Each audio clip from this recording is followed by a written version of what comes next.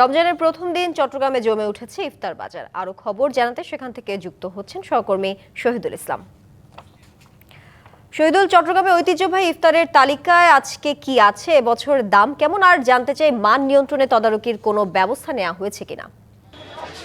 রমজান মানেই সংযমের পাশাপাশি ইফতারের বিশেষ আয়োজন। চট্টগ্রাম নগরীর বিভিন্ন যে হোটেল রেস্তোরাঁ রয়েছে সেখানে যে বিভিন্ন আইটেম আসলে ইফতারের যে আইটেমগুলো রয়েছে সেগুলো আমরা দেখতে পেয়েছি। আমরা এই মুহূর্তে আছি চট্টগ্রাম নগরীর কাজীদেরি এলাকায় শপিং বেগ রেস্তোরাঁ। এখানে আমরা দেখেছি বিভিন্ন যে ইফতারের যে বাহারি আয়োজন, সেই আয়োজন আমরা দেখতেই পাচ্ছি।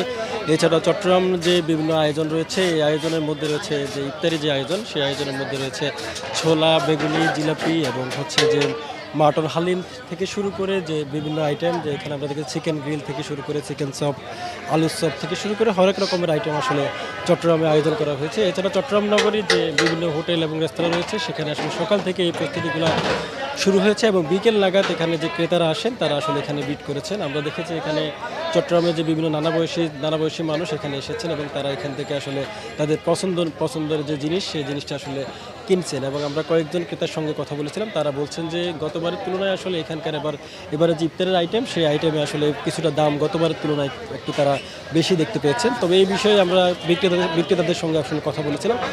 বিক্রেতারা বলছেন যে কাঁচামালের দাম বৃদ্ধি এবং গ্যাসের যে দাম সেটা বৃদ্ধি এবং শ্রমিকদের যে খরচ সেটা বৃদ্ধি পাওয়ায় তাদের আসলে এই দাম নির্ধারণ করতে হয়েছে।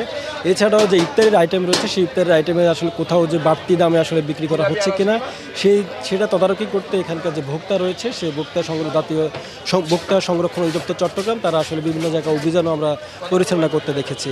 তো সব মিলিয়ে যে চট্টগ্রামের যে ইফতারের আয়োজন, সেই ইফতারের আয়োজন আসলে ব্যাপকভাবে মানুষের মাঝে সাড়া দিয়েছে। এবং আমরা কয়েকজন ক্রেতার সঙ্গে কথা বলেছিলাম, তারা বলছেন যে আসলে তাদের যেহেতু তারা কর্মব্যস্ত দিন কাটায় এবং তাদের আসলে হোটেলে বিভিন্ন যে ইফতারি রয়েছে, সেই ইফতারের আয়োজনে আসলে তারা হোটেলের ইফতারের দিকে তাদের আসলে নজর বেশি থাকে। তো সব মিলিয়ে চট্টগ্রামের যে প্রথম দিনে রমজানের যে ইফতারি আয়োজন সেটি আসলে জমে উঠেছে। তবে দাম এবং মানের বিষয়ে আসলে ক্রেতাদের মিশ্র প্রতিক্রিয়া রয়েছে।